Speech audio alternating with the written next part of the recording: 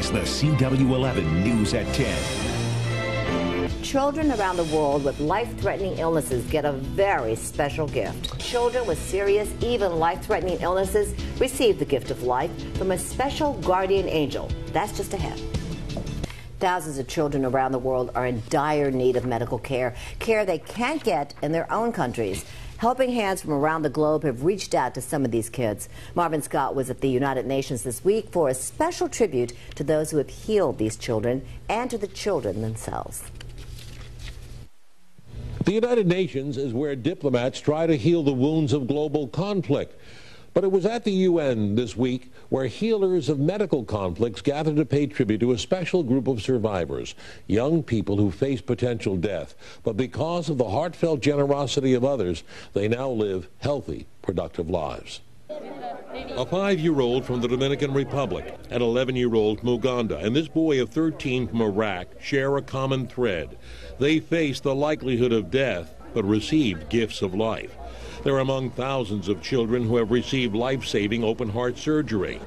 At the United Nations, at a luncheon, they celebrated the milestone, the 10,000th gift of life miracle, Jonathan Olunga.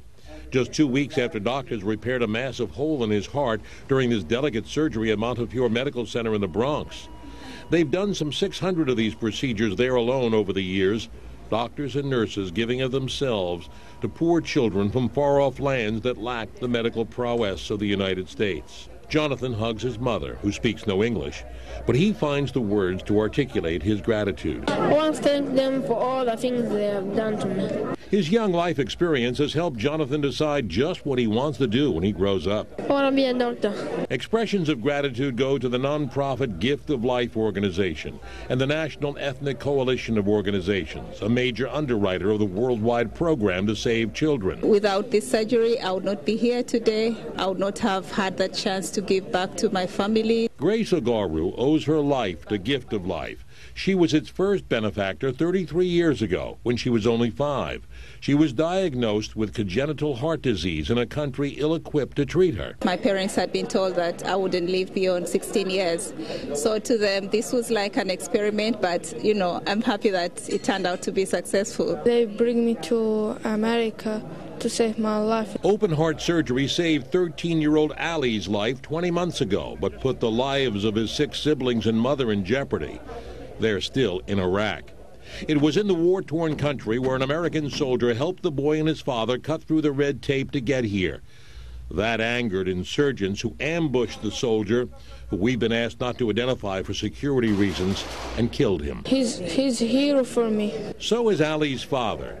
They miss their family back home and live in constant fear. I cannot go back home. If I go back home, my dad's gonna get killed, shot. Gift of Life reaches beyond boundaries, as it did for Brett Halverson, who was flown here for open heart surgery aboard Air Force One after First Lady Nancy Reagan became aware of his plight during a visit to Korea in 1983. Well, I feel so blessed. Calling the children our most valuable resource and hope for the future, NECO Chairman Nasser Kasimini presented the latest Gift of Life Children Junior Ambassadors of Goodwill Awards. For the medical teams performing the surgeries, there's no need for trophies.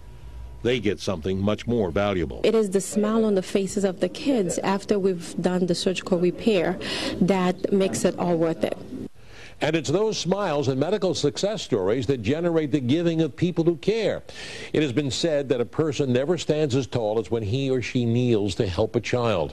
And at the moment, at least 350 children from far corners of our world are in need of help. They're on a waiting list, waiting their turn for a gift of life. I'm Marvin Scott. Back to you. Heartwarming, important work right there. Indeed.